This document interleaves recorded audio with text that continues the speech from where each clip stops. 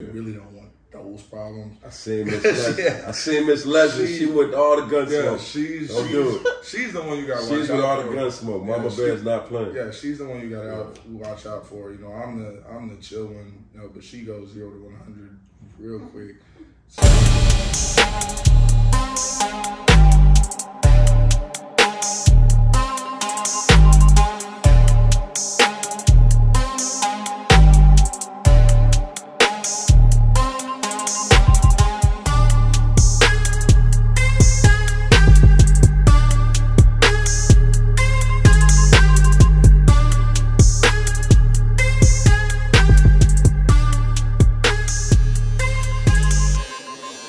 Whatever, let me know when we start.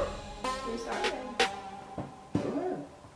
Alright, this is episode 5. Episode 5 Behind the Kicks. We have a special guest. We're missing D. D is he joined the cult. He'll be back next week. D joined the cult. It's a new cult. Well, maybe he'll come back next week. Maybe. If they let him go. My friend started the cult. My friend Dame started the cult. He was episode D, 1. don't drink the juice. Yeah. Don't drink the juice. My friend Dame started the cult called the Church of Bartholomew. D joined it. Church of Bartholomew. It's a new cult up and coming. The Church of Bartholomew at Trevor. At Trevor. That's on Twitter. So D, he won't be here. He might be here next week, but he joined the cult. D, hoping you recover. It's tough. But enough of D. We got a special guest. This show, Behind the Kicks, we like to deal with people that's in sports, entertainment, sneaker culture, hoop culture, and just life. This guest is a father, an actor, an entertainer, an MC, husband, a Kobe fan, a sneaker enthusiast. A popcorn eater. He's a popcorn eater. That dude shit that. Popcorn eater. Mentor, trainer. This is Big Cliff Watkins right here. Man, I appreciate you. Give it to him. So, man, I appreciate you guys. Man, thank you for coming to the show, man. We appreciate you. Yes, sir. Appreciate y'all. Got 2 Kobe fans, so I'm outnumbered today. They both have Kobe on. You guys are like What do you LeBron. like? LeBron. You know that guy. Come on. Powder. Come on. He stole that. I'm wearing the Jordan 1s, though. He stole that. From who? The powder, he stole that. From who? Who do you think he stole it from? Jordan just clapped it. Same thing. What I extra? He had to add some extra. He said that's where he got it from. I mean, It's okay. We're not gonna start the show off like this. We're not gonna do this. Oh, it's okay. Can't start the show with LeBron. We're not gonna. I'm out the whole conversation gonna be about LeBron. So. Art imitates life, but we got Cliff Watkins. You know, so we want to first give you your flowers. You know, the people we've been interviewing, there's been people in the show that we want to interview that deserve their flowers. Also have a correlation behind the kicks. And tell us about, well, actually, Josh did some homework. Josh is the Fed, so he be having information. I'm a Fed, don't He's the Fed. He said, not the op. So Josh got a question. I'm going to let Josh do his first question because you clutch. You come with these questions. I don't even know. Well, I'm not going to ask you the question I want to ask you yet. I'm going to wait on that one. Okay. But the first question I have for you, because I watched the movie yesterday. Tell about the movie. Short that you did. What's it called? And Melville. Yeah, watch it on YouTube.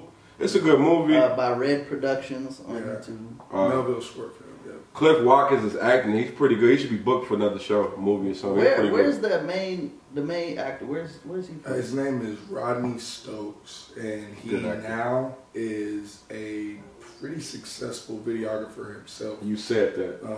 Yeah, he was. I knew he was from somewhere. He was a artist before. He was a rapper before when he shot the film, and he's from New York. You know, they reached out to him to do the lead role, and he, after shooting the movie, got into actually trying to shoot his own movies, and ended up, you know, connecting with some right people, shooting a bunch of successful commercials. And now he's out there doing his thing. He's traveling the world, doing all type of videography. So he's pretty successful right now. But that came from them reaching out to me, weird, crazy, super crazy, how we like even got the role for the movie was doing shows in the city, rapping and everything. And I was working with this female promoter. And Sky reached out and sent an email to her and said, hey, I'm trying to reach out to Big Cliff, can you connect me? And, you know, she sent me that email, and I thought it was kind of weird, you know, who is this guy? And reached back out to him, hey, you know, this is Cliff, what's going on? He's like, I have this movie script I'd like you to read over. I'm a fan of yours. I've seen you rapping in the city. I know you have a family, and I wanted to pick your brain about a rapper with a family and how do you juggle the two. And, you know, I want you to read the script and give me your opinion on how authentic it is. I'm like, bro, me? Like, yo, why? Me? Yeah, like, right. what? Like, right. why me of all people? Like, you know, so instantly I look him up, like James M. Johnston, like, who are you? Google, boom, Sundance Film Festival. The name of the movie just slipped my mind, but it had, you know, he got nominated for some awards and everything. So he's an established movie director. And so immediately, I'm at TCC at the time. I was downtown and I was like, we can meet up, you know, in the student lounge if you want to come up. He's like, sure, you know, I'll be down there like 2 o'clock. So, you know, we met up and dropped the script off, went over it, read it. Immediately I'm thinking, he needs someone for this lead role, you know, like to play the rapper. So I reached out and I was like, do you have anyone to play the rapper? And he's like, yeah, that part's, you know, already taken care of. So I'm like, you know, what did you need me for? Right, right. What am I going to do? Right. Yeah. But he's like, I need someone to play the supporting role, who's basically his friend, Herman. You know, he's a DJ. He runs open mics. At that time, I was literally running open mics. For Lolo's. Yeah. The flyer you see in the movie is the exact same flyer I was using in real life. They just took Big Cliff and put Big Herman. Yeah. So it was already set up that way. And he was like, you're just going to be running the open mics, and you know, you stumble along and, you know, you guys are going to meet up one night when you're leaving an open mic, you know, carrying your crate of records and stuff. And I had to go in and read for the role. Like, I had to sit in front of the first time, like. Yeah, it was cool. It was super cool. I was excited about it. And I wasn't nervous or anything because I read the script and I looked at it and went over it. So when we sat down, I felt like it would be easy. You know, we were sitting in a room together and they were reading the other parts, and they called me back like the next day and said that I got it, so I was super excited about that. And we shot everything in Fort Worth. I got to see how they put cameras together. The red cameras, like, they come in a suitcase. You take them out, and you clip them on, and screw everything together. Yeah. It takes like 30 minutes to put the camera together. Just one spot. Yeah, so it was awesome seeing all of that. And then there was like little behind the scenes stuff that I got to do in the open mic scene, that list of artists.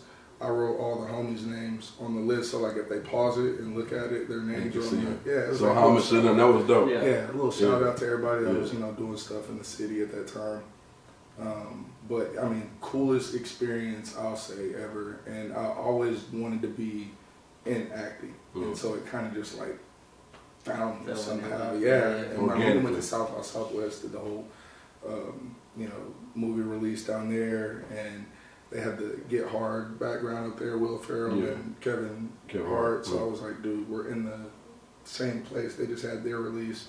And we did a short film presentation where it was like a room full of people that were all actors, actresses, writers, movie directors, all in this theater, and just showing short film after short film. And everyone in the room was a part of those films.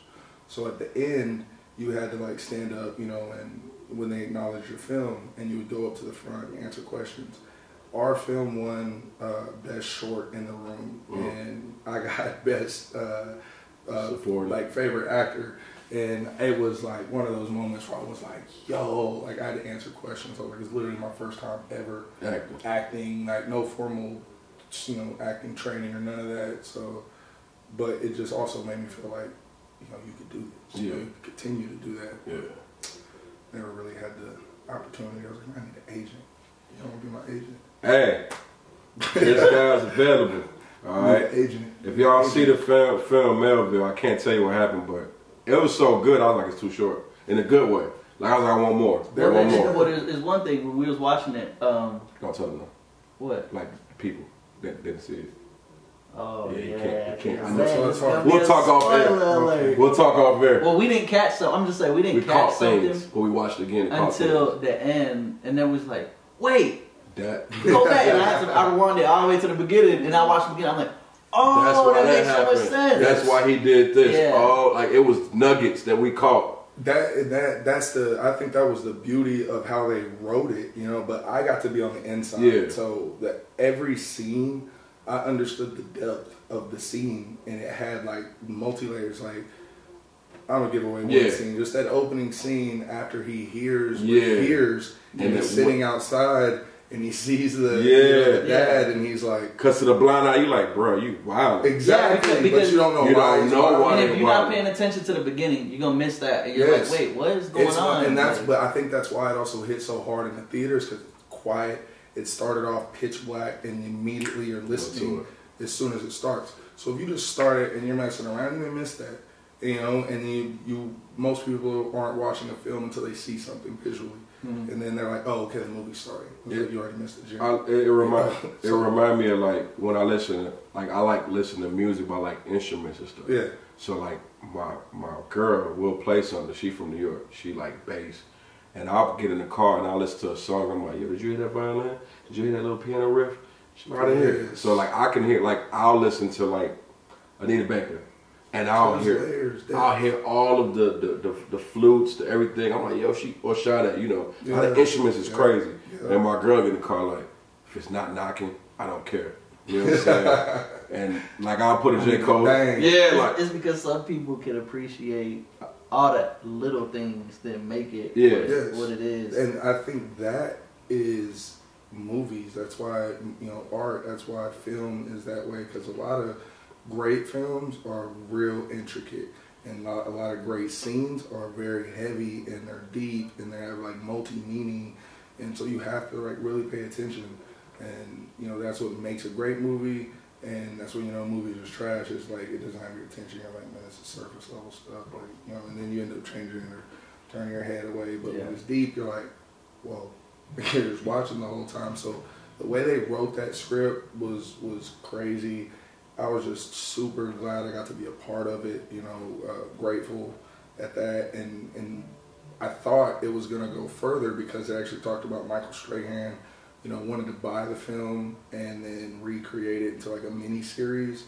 So that was on the table for a while. I don't know what happened with that. You know, I wasn't in the talks or anything, but, you know, there was articles about it, you know, and it made news. So I thought, man, fingers crossed that, you know, something was gonna happen.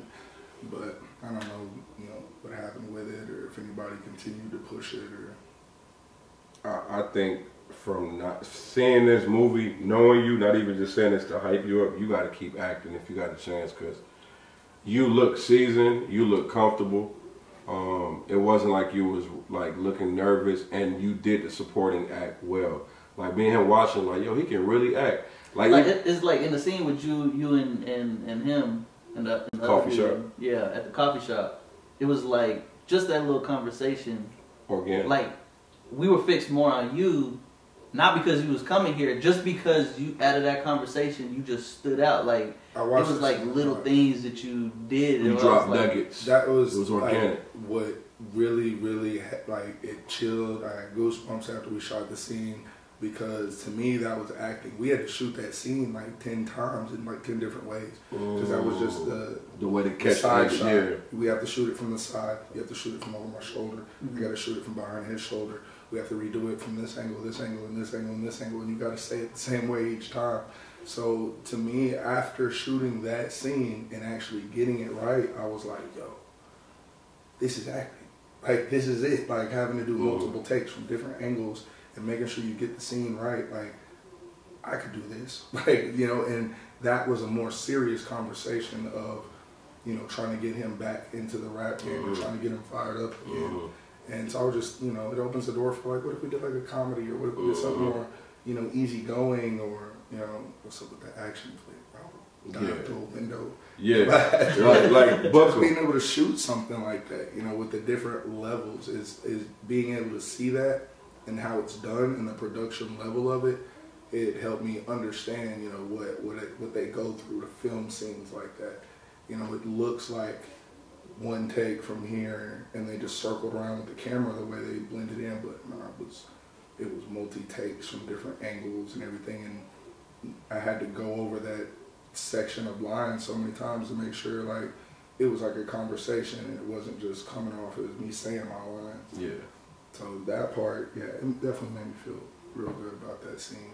Yeah, that was dope. I even peeped the little, and if you're not from Fort Worth, you wouldn't notice this, but he was wearing that the Pascal shirt. The little gems and nuggets. Yeah, that was the director. I was lost. I'm not from there. I was like, what are you talking about? Because he was like, what are you talking about? I was like, is that Pat? I was like, nah, let me see. I had to and look. He's not from here. The actor Rodney, he's not from here, so he didn't he's know not either.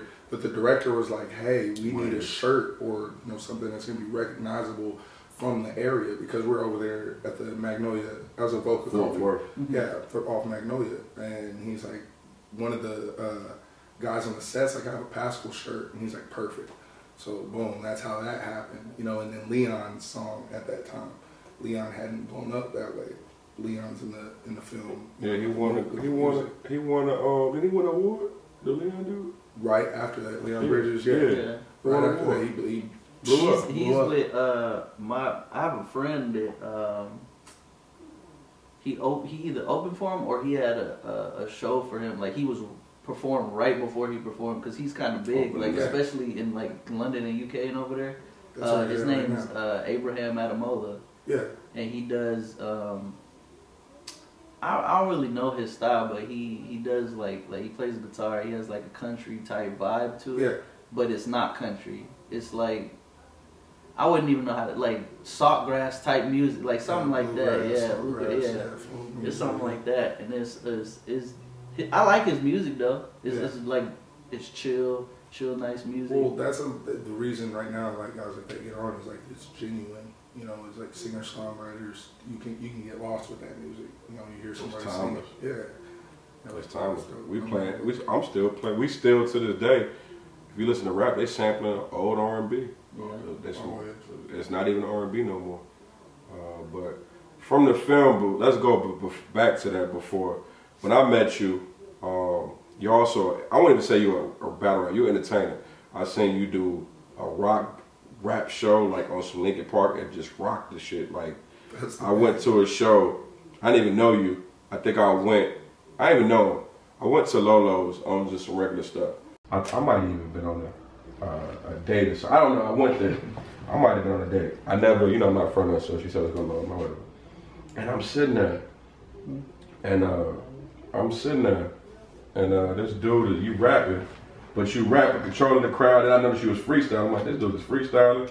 Then you was on the Linkin Park wave, like where it was rock behind you, and I could tell that the music wasn't rehearsed, the beats they was giving you, like it's riffs. I'm like, yo, dude can spit, and you control the crowd. So when I met you, you was an MC, you saw an MC, you can act a dope lyricist, good music, and I'm not from here, but I'm from Gary, Indiana. Most times when I hear people rap, when I moved here, it was like all, nothing wrong with it, but the same, I know paint dripping, oil, I done came down. Yeah. Then I met you, and I'm like, I know you, so I'm like, yo, this dude, you're like different. So what was your upbringings of music with, because you not, most people, when I moved here, was I done came up, I done came down, candy paint dripping, broke them boys off, and I'm like, yo, this dude is putting, like it's different. So what was your music upbringings to be totally different, and yet take that, what you think? Man, thinking about it from that perspective, like, I've always felt like rap is, like your vocals are another instrument.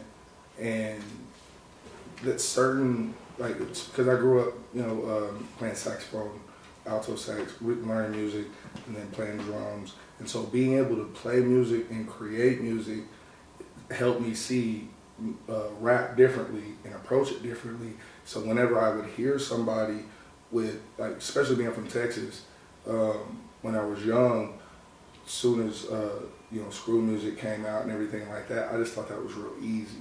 And it never, like, I liked it, like the mood and everything, but it didn't appeal to me to rap that way. I was more of an East Coast baby, like, and not even being from there. I haven't even been to New York in my life. Oh, you love it. And, but I just love the way they rapped in the East. Like, it was lyrics, it was words, it was stories, like Nas and Jay-Z is my favorite rapper ever. So it's like, Jay, and I got M. You know, of course, Nas, but guys like that, you know, that are telling stories elaborately, helping you see pictures in your mind, like you're right there with them, and then being able to rhyme at the same time, entendres, you know, the similes, the analogies, like all of that, to me, that was rap. And if you were doing that, then you were just making music. Yeah. So it's like, okay, they like, you know, they make music. Don't knock that, but at the same time, I'm gonna knock you as a rapper because I don't think that you can do what they're doing. So you can't really put yourself in that category unless you're doing something similar to that. And that's how I've always just looked at rap. And so once I started rapping, it just came naturally to be able to freestyle and be able to create like right off the head. And so from there, I was like, what are you saying? Like, can you know, keep going and engage the crowd? Or are you just saying a bunch of, you know, I done came down, you know, check me out the bar, like, and it's so like, there's nothing there. Right. So, and the ability to be able to rap to live instruments has always driven me. Live music, you know, guitars, drums. Like, I grew up on every genre of music because my mom, we would ride in the car, she didn't want to listen to that. She didn't want to listen to that, you know, shoot 'em up, rap music. So we would have to compromise and listen to the Oasis. I remember like 107.5, smooth jazz. You were just listening to John Coltrane. Yeah, and Kenny G and you know, music like that. So now I'm riding in the car listening to saxophones, but some of it had drums and some of it was moving. And you catch it. And so I'm starting to catch it in my ear. And, you know, and I'm starting to like this, and I'm looking out the window, you know, seeing if I can rap to this while I'm in the car. And then my sister, she put me on the heavy metal. Really? My sister was the one who put me on the Metallica when I was young. Really? You know, I would go in her room and she's like, check out this Metallica CD I just bought. You know, that's how, back in the day. CDs, it was a real thing. CDs. We had to have a deck. My kids would be like, what are CDs? Both Thugs came out. Yeah, they had tapes. And the only way, see, they got lyrics, you can go online and look at the lyrics, but back then. We didn't have my mom not liking music, rap like that. The first rap tape I ever got was Snoop Dogg, Doggy Style. She had no idea what she about. Yeah, with the album cover, he hitting the. So I got in the room and open the tape, and I pull out the book, and the book unfolds, and I'm like, yo. And my mom comes in like, what is this? I'm like, it's the Snoop Dogg tape. You bought me. I have those shorts right now. That was in, you know, but to her, that's how she saw rap as a whole. So I was like, no, you know, I can't let that be the label for rap, that it's all like that, because it's not.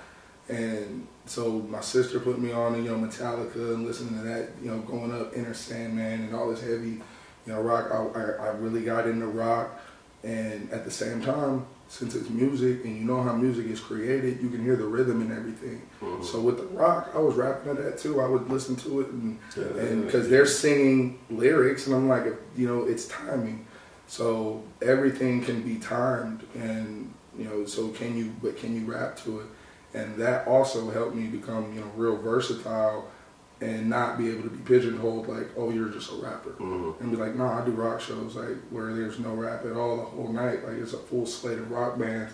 I just happen to perform with one of them or two of them and, you know, get some rap off. And in Fort Worth, once we started to see the reception of it, I got to do shows with my buddies, and Rabbit's Got the Gun, my homie Derek Merrill and D Snacks.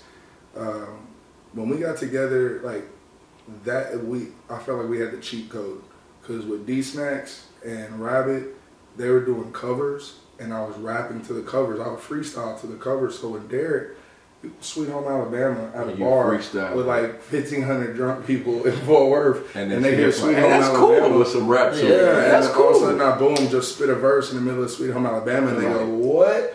And their head whips around real fast, like, hold on. And, you know, boom, it locks them in. So now they're looking for more, and they're looking for more. And then we throw in some originals, and then throw in a bunch of covers. But we did that for a long time, man. Poorhouse on 7th Street had us as their headlining, you know, New Year's performers for like 2-3 years in a row. You know, so that was big for me. I was like walking around like, what? Mm. Like I'm out here, yeah, I'm rapping all these bars. Yeah. I'm doing, you know, New Shows. Year's and countdown, like all Yeah. that. That's on us. Like for Fort Worth, I thought that was huge, and so it also helped me think that I could continue on this run of freestyling and not having written material every show. I love the aspect of knowing that it's gonna be different every single time. Every time, you know, it's not gonna be the same show, and that is what pushed me to create, you know, a band. But we had the guys Rabbit from bass player Justin Baisden, drummer Forrest Gump. They were both in Rabbit's Got the Gun. So when we were doing shows early on, we both would say the same thing. Hey, like, you know, this is something that we want to make, you know, into official, like make a band and run with this. And that's when my homie Kyle Mathis came along. He's in another band called Parabel. You know, they're highly successful. And the funny thing is, I listen to so much rock. Evans Blue was one of my favorite bands, and he has a song called "Cold" and "Beg" that like I love and I sing all the time. Kyle is in that band, and his best friend Kevin is the one who wrote those songs. Wow. So when I met Kyle, and he's like, I'm in Parabel, you know, my lead singer Kevin Madison. He was like, yeah, he wrote "Cold" and "Beg." I'm like, what? Like, small world. Like, I'll rock out to that one. But yeah, I thought that was super crazy, man. And, Kyle got together, and him being a super dope guitar player, Justin being amazing, Gump being amazing, I feel like we have the ability to create anything. That's when we formed the band. Remember the name? Came up with the name, like, you know, what are we gonna name the band? At first it was Big Cliff, and then we're like, we need a band name. We didn't say we need a band David name. Ruffin. David Ruffin Temptation. I was like, hey, we're just gonna call it Big Cliff, we're gonna run with it. And then we're like, man, we need a band name. So just thinking about it, we're like, remember the name. And Linkin Park being one of my favorite bands ever, Mike Shinoda, super dope artist, rapper, everything. We didn't even think that, you know, before I remember the name. Like, it didn't even cross my mind until we went to look for our music on YouTube. And it was in there. Fort Minor popped up, and we were like, yeah. We messed up, but yeah. I remember when I think when I went to the Lolos, you did a cover of it. It was and I was just like, I'm sitting there like, yo, let's do this. I knew you was freestyling because you were interacting with the crowd. Like, you was like, yeah, homie over there. I'm like, this dude is crazy. So then I end up running to you again. Shouts out to Ryu and Osama from Live from the Block. I sponsored a battle rapper with my clothing line, Artist Control. Shameless plug. Shameless plug. I ran to the battle rap at Live from the Block, and I was sponsoring the battle rapper, Ryu, and I chopped it up with you there. And I told Ryu, I was like, yo, like, he good people. So I just knew when I mentioned, like, you know, I could click with you because, you know what I'm saying? Sometimes when you in entertainment, some people kind of be having, like, I wouldn't say some, even in, right now we coaching the sports, some people have it like where they don't, the humility of things, life outside of this realm. And, you know, entertainment, sports, whatever we doing now, some people are just stuck in the box. So I liked about you and Ryu, like, y'all was human outside of it. Like, I can have a conversation like, hey, you see this happen? Yeah. Like, you guys understood it. So just being down to earth. Man. Literally, that was really what it was. Being authentic, which is hard to find, especially in people who do any music or do any of that. Locally, that's what I ran into all the time, especially putting shows together and being somebody that could, you know, get venues and put showcases together. That's what really pushed me away from doing showcases. Is I was trying to help, you know, because I was getting into these bars with rock bands and they weren't booking rap because there was too many stereotypes. They were like, raps doesn't, fights, rap's not, artists aren't selling at the bar. They're not coming to drink, you know, hip hop, people smoking in the parking lot instead of buying them at the bar. So they're like, it's a different vibe. Like rock, people are in there buying shots. Who's a shot? Yeah, everybody cool. Like, so the bar makes makes money. Was chill when I was there. It was super, everybody was nice. The bar makes money. So to be able to start booking hip hop shows and be able to put people on and change that stereotype, like in Fort Worth, that's what I was all about. But then rappers coming in with like no no following. Like, we just starting here locally all together, and everybody's got an ego out of this world. It's like, how? Yeah. What have you done? Like, who is coming to see you? Like, how can you demand these things when you gotta like build it first? You know, and it just turned into one of those ego things to where I was like, man, I can't keep putting these shows together. Like, it's just killing me. Especially as an artist, I'm trying to do it myself too. But I even remember, I'm not gonna say no names, but I remember a couple of times where you would book a show for some artists, they would not show. And I remember running into you at events and having conversations with these individuals, like, "Hey, I booked you, yes, and I, it was hard booking you. You didn't show. I can't keep doing this." And then it's because they want to look at it as, "Oh well, I didn't really miss nothing. It wasn't a whole lot of people there anyway." So then when the success grows and you throw a big show and they see all the people and it was lit, and why you don't throw me on show? Yeah, I remember personally, like, having conversations on the side, and I'm like, you know, I peeped it. I was like, dang, he booking shows and he ain't really trying to get anything from it. Like, you know, even when I was doing the sponsoring Ryu for Battle Rap, like, it was a partnership. I wasn't trying to exploit him. I was like trying to, like, we can make some money together. You're trying to push him out yeah. there? Yeah. In the same situation, I would tell everybody, like, you're gonna get the, you know, money from the door. Like, it's the incentive of how many people can you get to come out and watch you perform. They're gonna pay to get in. You'll get paid. And people were like, this is how it works. But now if you fast forward, now it kind of like, you had the dichotomy with the record label. Now you don't even need to, they look at right now, okay, Big Cliff has 1 million followers. So now we're going to sign him. Big Cliff might not be able to rap, but now the record label's like, what's his TikTok like? What's his Instagram like? Is he viral? Is he able to book a show? They go to a show. I've seen, I think Lil Yachty was saying, like, he was doing an interview with DJ Academics. He was saying, like, they go to shows to see, like, okay, Josh is about to perform. There's 3,000 people out there today. Okay, we got something here. Yeah. They're not even like... Yeah, they just want to... What can they get out of numbers? Yeah, you have to have numbers to make the machine run. Yeah, because it's not really about talent anymore. It's like, you know, if you got a following, we'll push you. Also, the industries aren't really doing what they used to do before, because before it was a bunch of... Yeah, it was a bunch of, like, promoting themselves, and they were doing everything, but now it's like they're making the artists do everything, and then...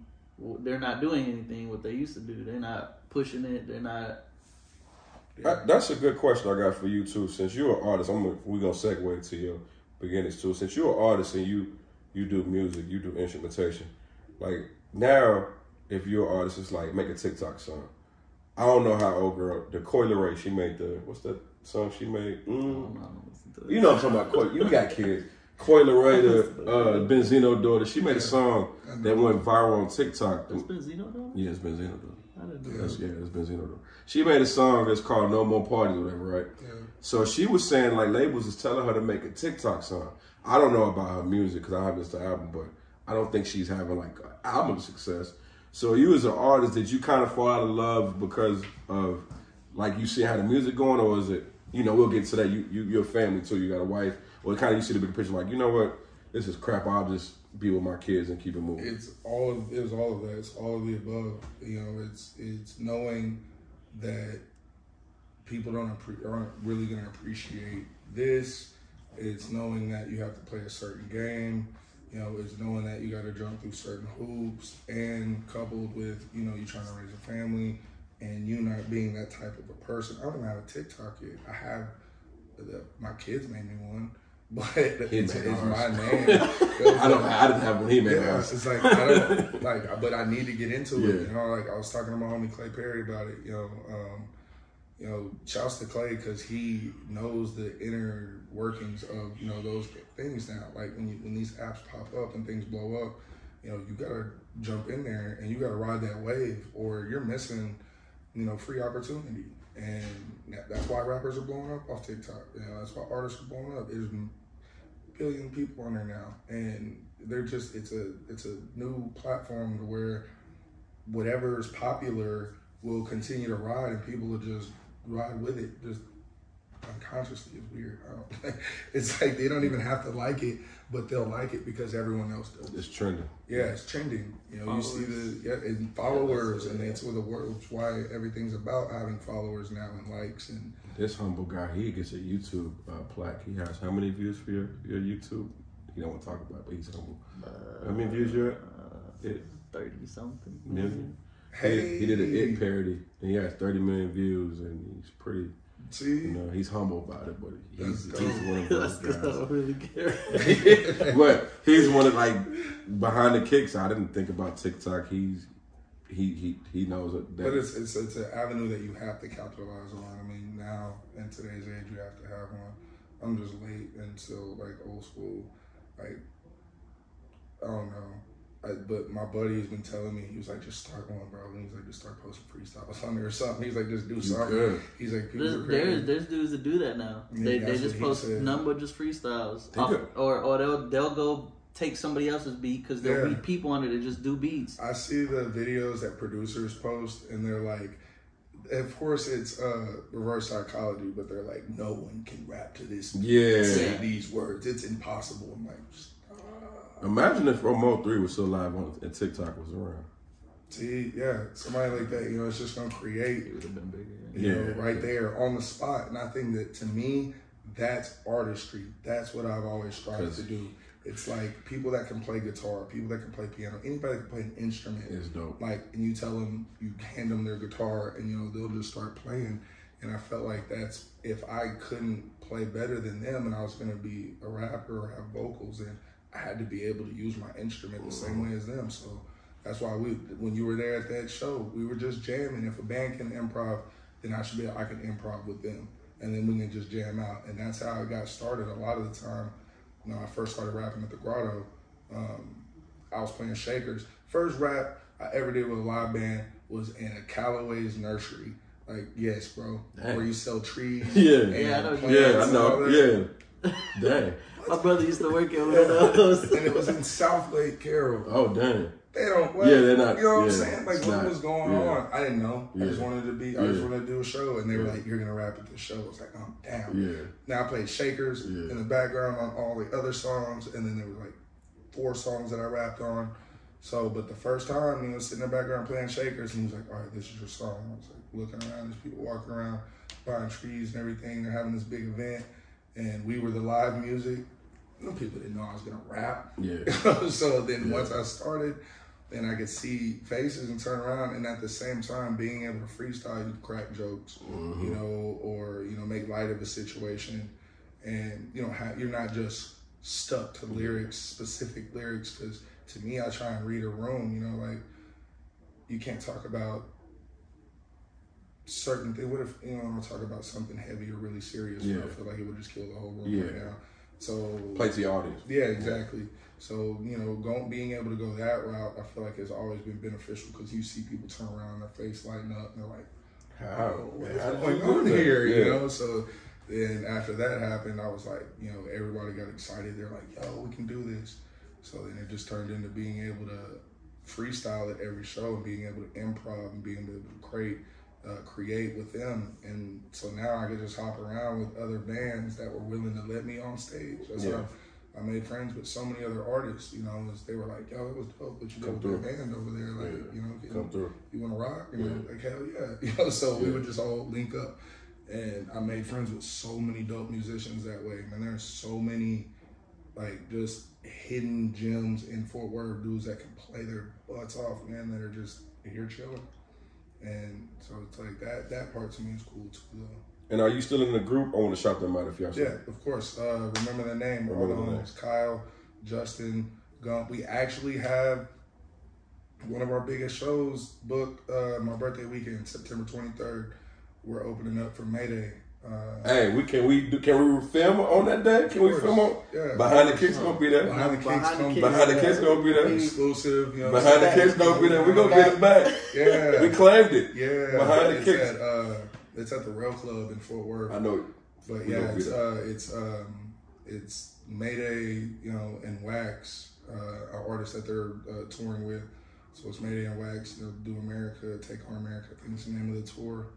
And so yeah, bro. Shout out to the homie Pac Manson. Shout out to BJP. Cool dude, Pac Manson. They put me on to that show. Pac is literally like one of the biggest supporters, hands down, of just me and the band and us as a whole. Like, he's always Pac Manson, solid dude too. Shout out to you. I met him before. All the time. He's like, man, I just see the potential. You know, he's like, I see the potential. I see what y'all can do. And he's like, I believe in y'all. So he's like, whatever it takes, whatever looks I can help y'all get, I'm going to do that. So he's always solid about it. And they had this show happen where they, they got together and booked them Glow ENTs on there. They helped put it together, helped fund everything. So remember the name, September 28th. That's a group name. 23rd. September 23rd. Day before my birthday. Day before his birthday. Behind the Kicks will be there. Follow them on Instagram. They actually make good music. I've been on the show. It's not a paid promotion. I was very impressed. Real artists, real music, real lyrics, real instruments, something, no auto-tune. So that's that. And then, Josh, you had a question. I like when Josh gets in. You be having questions. No, so you said, you was talking about you played the saxophone, right? So did you play that, so a little background that I know is that your mom and dad, they was in ministry, right? So you were a church kid, so you grew up in the church. So the question I had was, well, I have a couple questions, but the first question I'm going to ask you is, how come you never thought about going the whole Christian rap way? Because I know Christian rap now is way different way better than it was before. When I was even in high school back in 04 bad. to 08. What's crazy is my mom has always put that on me. My mom has always been like, you're going to be a Christian rapper. You're going to be a Christian rapper. I'm just putting that on you, way back. And then all of a sudden, when Cray blew up. And then, it was bad before, though. Christian rap was bad before. Yeah, and that's why I was always like, what? It's very corny. That's how I looked at it. Is I was like, man, come on. No, I remember my mom gave me a CD. I was being bad, so I was in Gary, in the streets.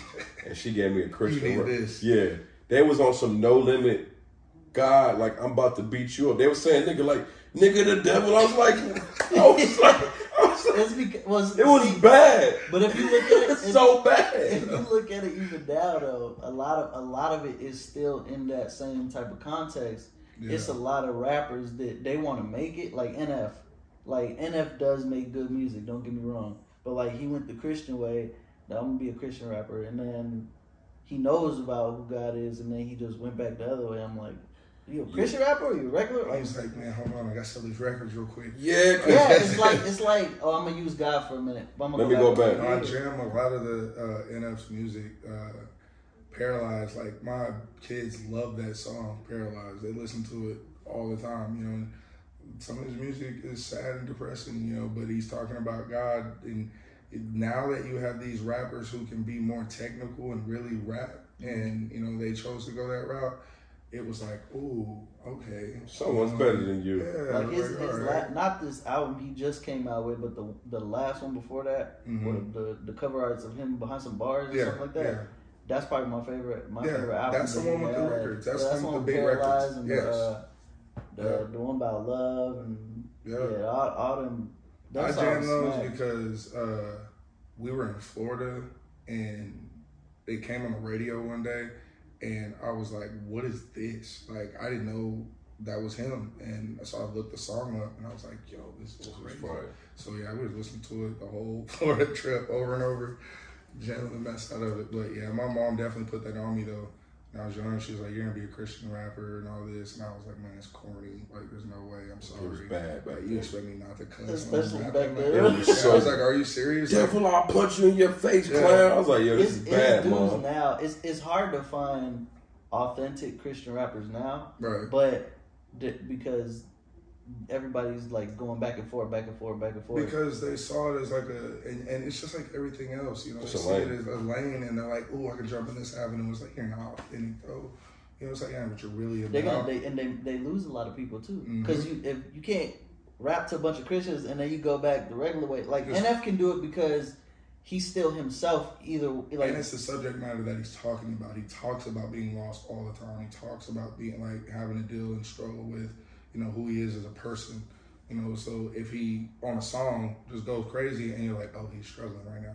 You already make sense. One of my favorite artists of all time, I love DMX because he was an open book with his Christianity. We all believe in God, but I like when people are honest, hey, I'm struggling. Yeah. I remember the first time I heard DMX praying on an album, I was like, yo, what is this? The beginning of that. Yo, I was like, my mom bought me a CD from Sam Goody. That's how old we are. Sam Goody. It was $25. She's like, you better play this. Speaking of him, my pastor, he actually went to his funeral and everything. Like he knew DMX. Oh, that's fine. Yeah, like he knew him because he's from Brooklyn, New York. Yeah. So And he grew up in the rap scene, but the Christian rap scene. Yeah. So like, I forgot his whole story because like he's just his story is pretty dope. But like he grew up in the rap scene with like his little group. I forgot what they was called, and then he ended up moving to Texas, and he still does like shows, and he sell. You know when they say sold out, you know you just gotta sell a certain. Yeah. You did but your job, he though. sells out though. Like for him to be a pastor, but and then he can still go do that. Like, I see what you're saying though, Cliff. Like how the music shifted, because I remember I wish our other guest was here. D loves DMX. Like I remember one time he trying to cut his hair off bald. Like he loves DMX. But he wanted to go bald. Like he was a bit. But I remember. I grew up in a Christian family. My grandmother is really religious, you know what I'm saying? And you know, I'm not going to get into it, but we know now religion has flaws because some things is kind of like, how could I say, like hypocritical. Like I grew up, and I grew up in a Christian family, and things that I did was right now the tattoo. I was the black sheep on certain things, but I didn't know until I listened to DMX, like, oh, you can have a relationship with God and still be flawed. Like, God, I sinned today, and I love you, but I have tattoos. I did some mistakes. I'm human. That wasn't how I was understood. It was, you know how you was a church family. It was like, hey, read your Bible, repent, stay out the way. Don't be human. It was more of my mom that way. My dad was like still just OG. My dad was like ex-Marine. So you had the balance. Yeah, my dad's like still in the street, you know what I'm saying, doing his thing. You know, he cussing and drinking, and my mom's like, we're going to church. Yeah, you know? But, so you had the perfect balance. So it's like, I got this guy over here, but then we're going to church. So while I'm in church, you know, of course, it's like you said, I'm asking questions. Yeah. You know, like, why is this lady doing a backflip right now? You know, she's like, oh, she just caught the Holy Ghost. So since you said that, I just want to speak on that part of it. The backflip. When I was little, I would see stuff. You see stuff like that all the time, and even like on "Don't Be a Menace." Yes, where they over exaggerate. I got it immediately. Like, that's how it is, you know. But they just took it to the extreme. It's funny because when you little, you see that thing, and then they tell you, "Oh, that's the Holy Ghost." So you don't really even know what the Holy Ghost is, but you're like, "Oh, that has something to do with God." Yep. Okay, so that's what happens. Whatever. But like the older I got, and just the more that I knew, is like, yeah, that's not the Holy Ghost. That's people acting out, trying to be seen. Footwork. So even when I was going to school this past year, because I went to Bible school, and I'm not gonna mention the name of the school because I don't care about the school. But anyway, I know the name of the school. Like I learned, I know the name. I learned a lot. I learned a lot about the inner workings of. I learned what the relationship was, because my dad, a big reason why I left the church and why I didn't care about church was because it was the whole thing of, I don't want to be no hypocrite. And I always heard my dad was like into church, and then he'd just be out of it for like a year, and then he'll be like, I don't want to be a hypocrite because I'm sinning, I'm doing this, I'm doing that, I'm cussing, so I don't want to be a hypocrite. I'm not going to be like everybody else. Because people in the church turn you off. Yes, I'm telling you, I saw it all happen. I do like now with Christianity, since we're older, it's like you could be human, but my dad's grandmother, and great-grandma grew up in church. Let's speak to my great-grandma, she tatted on me. She was like the more human side of it. Like, you know, like, I can talk to her about anything, but like the hypocritical side kind of put me more out of it. Like, you know what I'm saying? Like, it kind of made me, as I got older. And it makes it comical to a certain extent. Like, you really in here acting holier than now when I just seen you out here wilding. Or in the club the day before. Exactly. And it don't make sense. And then, for me, what really was, I was going to church for all the wrong reasons. I wasn't going to church to receive the word. Me neither. I was going to watch people. Yeah, like, especially as a kid, like, if the Holy Ghost hit an old lady and she sprint full speed around the church. Take the shoes off, throw the shoes off and run? We started off in the throw the shoes off. With TDJ. Throw the shoes off, bro. Before they got famous, before he blew up, we was in the Potter's house. We watched the whole growth So yeah, he's powerful as a preacher, you know, and he's getting the crowd into it to where boom, the Holy Ghost hits you, and I'm seeing things I'd never seen before, like lady doing a back handspring, and she's like 80 years old, and I'm like, how's she doing that? You know, so but I'm in there watching for the wrong reasons. I was there for I the was, food. I don't know. It was more. I mean, some of it will make sense, but I feel like the extra is. That's what makes you it can harder. just tell because God's not somebody who's out of order. So if something just like jump out of there, everybody could be swaying left to right, and then you got this one person doing this, and it's like, what are you like? You're not. Yep. I just remember the footwork. You're not feeling the same thing. I feel like you're not in order the way you're supposed to be in order. Yep. What's that thing called? Eat Greedy, the dance. I seen that at church early. The greedy, I seen that at church. That's the whole the greedy. I've seen that at church. Think of like I literally would go. Remember revivals? Yeah. Man, I'd be so pissed. I'm sorry, God. But it'd be revivals. It'd be like 2 in the morning. I gotta go to school tomorrow next day, and they play this song. You know the office song. I'm like, footwork, bro. I'm like, how, Sway? And on the organ. Dude, so I mean. That's what I'm saying. Those were the best parts. That was a reason to go when I was young. Unfortunately, I was the guy in the back laughing. You're watching who's gonna work out in there. You know who had the dance moves. Like who was gonna lose it. And go lose a dick. Yeah, it wasn't. Yeah. It's like when you go to the funeral, you go to a black funeral, that auntie always crying for no reason. She barely seen the Jerome like, oh my baby. You wanna be around. You ain't seen it but 3 times, but you crying like, take me with you, Lord. That ain't your baby. Literally, don't be a menace. Don't be a menace. Oh. See, but that's why that movie was so great. It blew up all those stereotypes and just they made fun of them. So, segue into that, you got any question you want to drop in or you got an agenda? I did have other questions. I don't even remember now. We was talking about a lot. We talked this, but so you grew up in a church background from mom's side. Had the balance of mom and dad. I call it the good and the in between. Did music, and then what I want to talk about. I know this person because I know you, but. How was it, you're married to a beautiful wife, shouts out to your wife, Leslie, beautiful family. How was it with your wife being Caucasian and black? Was that because now it's normal, but maybe 10 years ago, especially probably how long y'all been together? 13 Oh, yeah, years. So y'all was together when it wasn't popping, so for sure. How was that where it got, because I know, let's be real, it's still an issue with certain people. Right. But, how was that where you guys were able to, at so young, to overcome, like, yo, I love you, you love me, let's just rock out. Was it hard on her side, your side, or was it kind of like respect? I mean, I think it would be hard for and other people, but we're both Libras. Like, we're both, like, the same type of personality. Like, we're both, I don't know, it's weird to say, like, I'm super friendly and nice, but at the same time, like, I can just really care less if you don't like me. Yeah. Or if you have a problem with me, because, like, I know who I am, and she's the same way.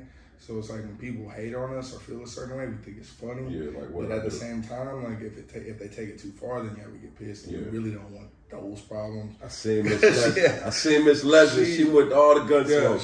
Don't do it. She's the one you got. She's with all the gun smoke. Mama Bear's not playing. Yeah, she's the one you got to watch out for. I'm the chill one. But she goes 0 to 100 real quick.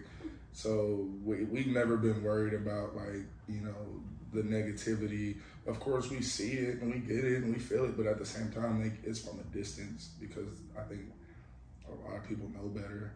Come directly to you. Yeah, in public, it's like, nah, we're not small people. I'm 6'5", she's 5'10". She probably 6 feet. She like mine. So they're not, it's not like they're running up. Yeah. They, you see the looks, you get the looks, you get the feel. Like you sit down next to people that. Yeah, a little extra. We want to turn away, and so, but we'll look right out like, damn, it's like that. It's crazy. And then you make them uncomfortable, but. And was it easy, like with the families? Like, was it any friction in the beginning? Like, because now it's normal. We had one of the, we moved to Alito for a while, and it went down in Alito. That was like the first time my kids had to experience racism, firsthand. A dad comes out and says to Kobe that, he didn't want his kid playing with black kids. And so that was huge, you know, for us, is for him to have to go through that early. and explain everything. His rebuttal to the guy was, you know, I'm not just black, because he's mixed. Yeah. And he's like, I'm not just black, you know, I'm white too. Yeah. You can play with me. Yeah. And it was He didn't understand. Yeah, and it's sad for him to have Especially to, as a kid. as a kid, to have to try and explain something like that. It's my race. Yeah, we had to sit him down and explain, you know, that people are going to judge you. You know, and look, hey, yes, you're mixed. Yes, your dad is black, your mom is white, but you look black, and they're gonna treat you black. Pretty much. So, like, you're interracial, but you have a fade. Your features are strong. Because you got the same hair as dad. Yeah. So, but your features are strong. You know, the other babies, they have mixed hair and everything, but at the same time, like, you're still mixed, and they know that. So I was like, there's gonna be people that treat you that way. You just gotta know who you are, know you're a good person, and. You know, it was just super tough having to go through that. Of course, I ran over there and confronted the dad, and he's all like, "Oh, that's not how I meant it." Yeah, of course. They always walk it back, and it's something else, and instead of. But to me, it's just trash people. I think it starts from parenting, because people don't know, me and you both coach and do AAU. I fell back for my kid, but I remember going to tournaments. I've been to tournaments where your daughter's playing. I've been to tournaments where my son's playing. We go to like a more predominantly white town that you can just. We went somewhere, and the crowd was heckling our kids. Yeah. Like really, like NBA, really like, and they got into it with the parents. So I think it's inherited, because if, like how we grew up, if my mom told me right now, don't talk to Mexican women, they're bad. I was told that from 1 to 20, whatever. It's just inherited. So I be like, when I see the kids, I tell my kid that like it starts from the house, because a kid is you have kids now. Yeah. If you tell them this is the worst color to wear, it's gang related. My mom said, "That's why I can't wear girl." But if you show them free love, like love is love, that's what it is. It's one of the most obvious things too that I don't understand why people even try and act like it's not that, because. Just look at a baby. Like, let anyone hold a baby, and they're gonna smile and laugh with you because it's genuine. They don't know to you're think black negatively or to see you as a certain way until you teach people to see them that way. And it's ridiculous that we still have it to this day. But I think it's just a lack of intelligence at this point. People don't want to learn, and people don't want to grow, so they're trying to stay the same. They're trying to keep the people around them the same. Think like this, act like this. And it's like, bro, it's a completely different world now. And I think now it's more people still feel that way. They just still people that have that racial, and so I think that they have to kind of just, I don't like them, but I'm not gonna show it. So I always tell like my son, like it's still people that feel this way. They won't show it right away, but just watch yourself, because. We went to a tournament. I'm not gonna say the town. I'll tell you off air. But it was. But I know. Yeah. But they went to a town, and the parent, it was like. Yeah. You feel the vibes as soon as you walk in. We walked in. It was. And you're just like, man, come on, bro. And we played 2 grades up, or not. Just because, your kid. Yep. For people who don't know, he's an AAU coach. I'm an AAU coach. His daughter's exceptional. She plays up. My son plays up. He's all right. He ain't exceptional. He is exceptional. I know your son. Yeah, he is exceptional. You just don't want to say that. Yeah, I know it's hard saying it from You just don't want to give him that because he watches the nice. podcast. Nice. Cliff said that. Nice. But we so they play up. So we do that because they're able to. In high school, everybody's gonna be grown. So, but we went to a tournament, and like when we walked in, it was like, yo, and even the kids like looking like, oh. But I was just... It's tough as kids because, like, how do you prepare them to play through that? They're not adults. It's not like they can defend themselves or anything like that. But you got to teach them that, yes, these adults are hating on you. And, yes, you feel the negative tension, too. But you still have to, like, play through it and perform and all that. And, of course, like... I know you feel the same way. The best way to, get back at them is to blow them out. Fuck it. It's the most humbling. Yeah, it's the most humbling pie. Like, yeah, especially in there, we're running a score up. So it's like that's the only way. And then you hear just the screaming and negativity. And like you said, them playing up and you're still yelling at them and you're still trying to get in their heads and you know your team is older. Yeah. Like it's infuriating. Yeah. It's like y'all are adults. Like, you know, don't come after the babies, bro. Because I'll watch a game in a minute and I'll talk amongst y'all, but I'll never heckle a kid. I'll never get back to the parent, even if the parent, like, it'd be games where parents be sending them my couch, be looking like. Yeah. I've had coaches talking to Claire during the game. I'm like, oh, she's in the 3rd grade. It's because she's playing against boys, you know, and now you're mixing these little boys up. The coach is getting mad, screaming, you know, when she got fouled, one of the coaches was like, yeah, she doesn't like that. She doesn't like that. And I looked over and I told the ref, I was like, you got to get him before I do because it's going to get real ugly in here. And the ref's like, I'll talk to him, you know, it's a little over the line. But little stuff like that, you know, how inferior are you as a man that you're screaming about a little girl? You know, because she's exceptional. Yeah. Like that stuff to me is ridiculous. Any player, like the same way, just like Crook. You know, they see him on the floor playing against their kids. They don't take into account that he's younger than them. All they see is the work. It's like, stop him, foul him, double team him. He's trash. He's this. What are you talking about? He's little. Like, what are you talking about, my kid? Yeah. You know, it's like, because you can't stop him. Yeah. Like, why are you taking it that far? But, you know, that type of stuff, you have to learn to, like, not let it affect you where you lose your cool, but at the same time, it's like, hey, like, you got to chill out. Like, tone it down a little bit and get up out of there. Yeah, as soon as the game is over, you have to leave those games. We left right after that situation. We left. What state was this in? It was in Texas. It was in Texas? Yes. It was recent, too. If this was in Texas, this was in West Texas. I don't know the proximity. This is in West Texas. He knows. Or something. He knows. He's been there with his team. Because I used to get that a lot, like, because obviously my kids are mixed, so I get that a lot with people. They just being out with them and they just like the looks. But all I do is I laugh at everything. That's like, it doesn't matter how serious something is. I just laugh at it because that's all you can really do. Like, I'm not gonna sit there and go punch you because I'm not. That's what you want me to do, and I won't give. And I fit your I fit what you claim I am. Yeah, I'm the same way. It's like, I can't give you what you want, but I'm not like that. So you went. You got any Jim? You want to drop real quick? Well, we was talking about. I mean, since we talking about AAU, I guess we get into basketball and the whole. So I know you probably play ball. So like, he still plays too. As a player, have you ever like had a certain stance on something, like political stance or something like that? Like, you see LeBron now does that, and it's a good drink. LeBron, that's great. Weird. We was talking yesterday about this, and we was getting too deep about it. We was like, let's just talk about this on the podcast.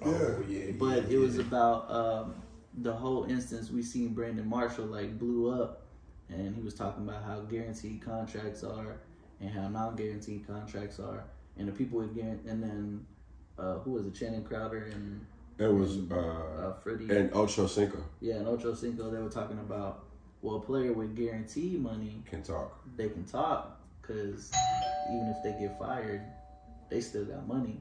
So like, it's a real podcast. I'll be right back. Has that ever been something like for you that like?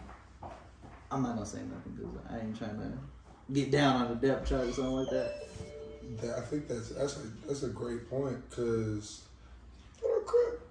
No, that's a great point because I think that there is there is a fine line that you have to walk. Like you said, if you're not guaranteed, if you're not locked in, then they'll blackball you.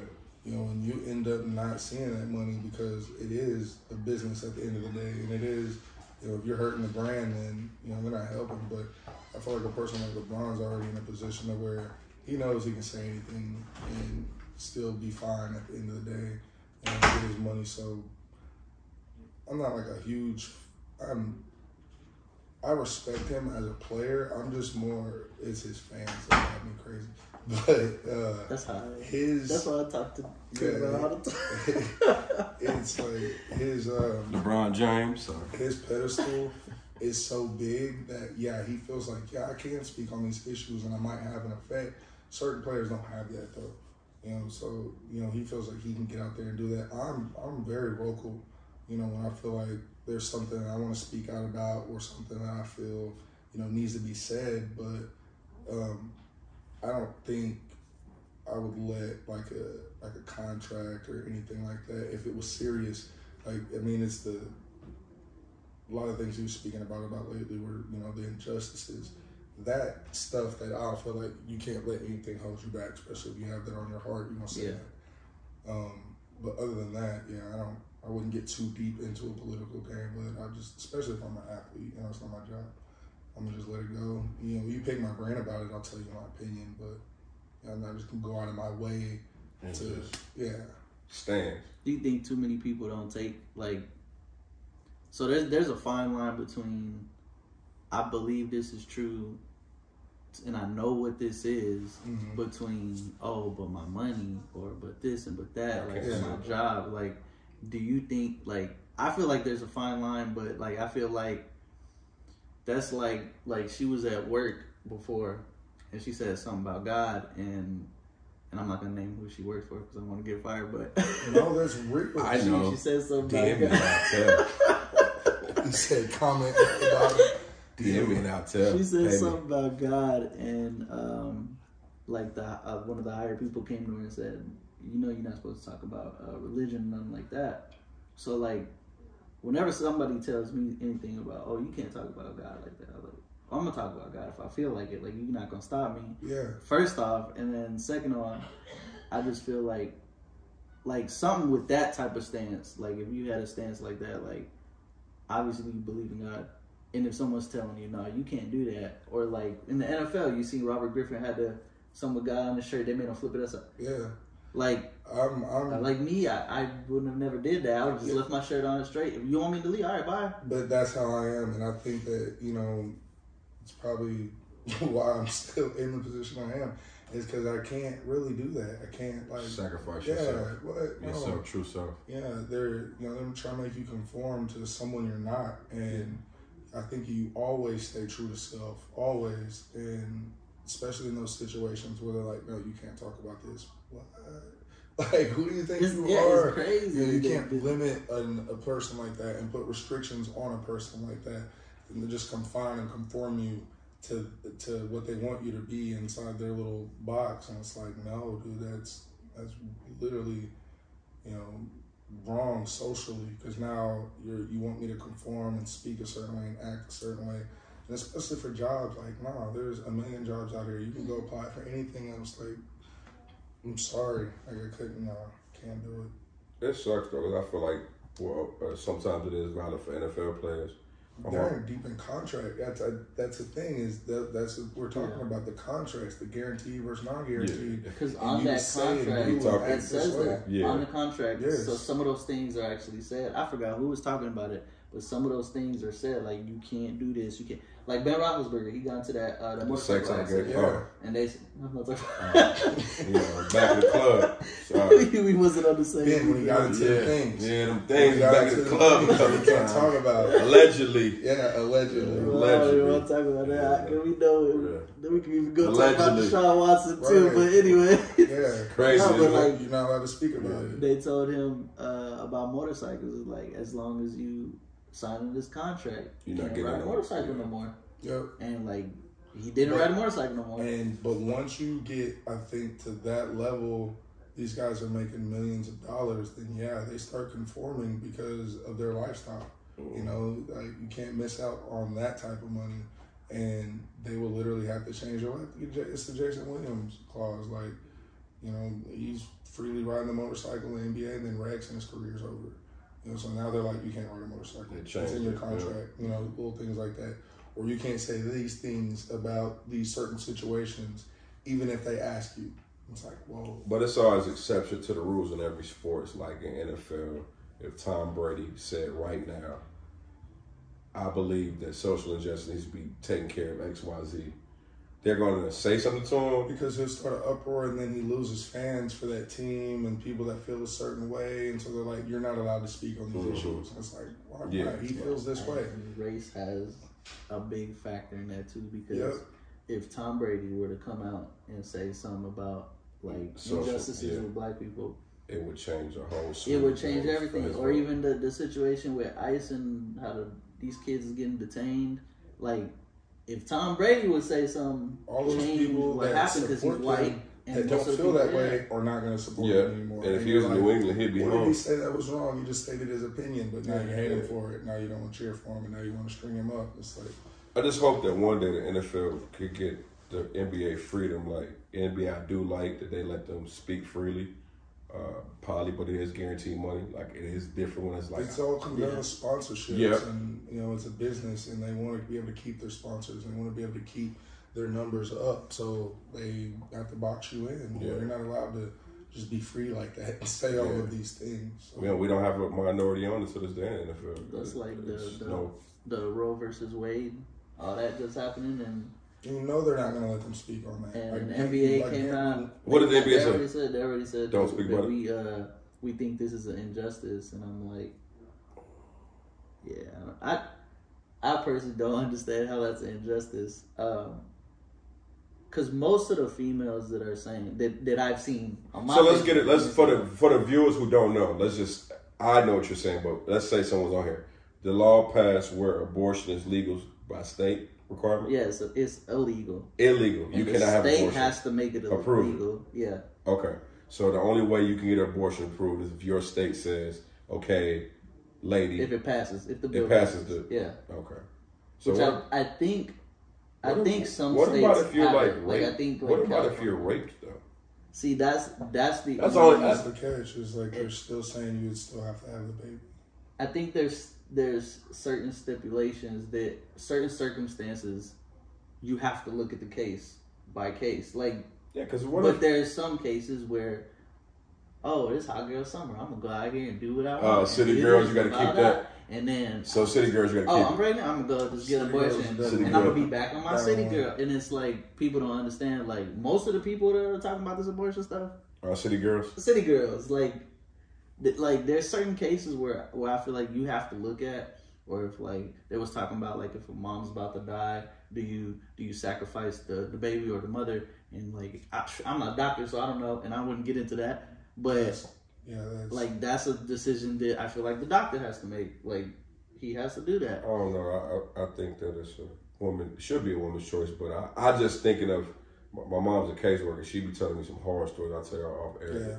Yeah. And there'd be some situations like, I'm sorry, but this wasn't supposed to happen. My mom was a rape crisis counselor. Oh, so you already, horror stories, like, how can your mom? And I feel like that's why you would look at the case. You gotta look at a case to case. Now with that being reversed, I think it's going to open a whole new portal that we haven't even really believed was there until you start seeing all these sick, older pedophile people you don't know about. The only part I was thinking about start popping up with girls who are going to be popping up pregnant. And they're not going to be able to, do anything about it. And it's going to expose those people. Like, think about when, the Pizzagate stuff hit the net and to this day, all these older dudes and that were on this list that are messing with these girls and all presidents. That. Like, who knows? Who knows who's going to getting abortions and just hiding things and sweeping stuff under the rug and look at Pizzagate to this day. She getting sentenced, but it's so quiet. Yeah, it's quiet. Like all that stuff's quiet because of how high profile it is, and how powerful everyone is, and who it is. So, but that may have been one of the reasons why they had to go in reverse. I'm not. I'm just speculating, but. That's a whole nother avenue now. What if they're not going to be able to go and just sweep that under the rug anymore, and then what happens? Like, are we just going to have to be forcing these people to have these babies? Like, this is crazy to me. I don't know how this works. It makes me scared, like for my daughter, because I have 2 little girls. So, it's touchy now to be because you don't know what can happen. It's a state by state thing. What if?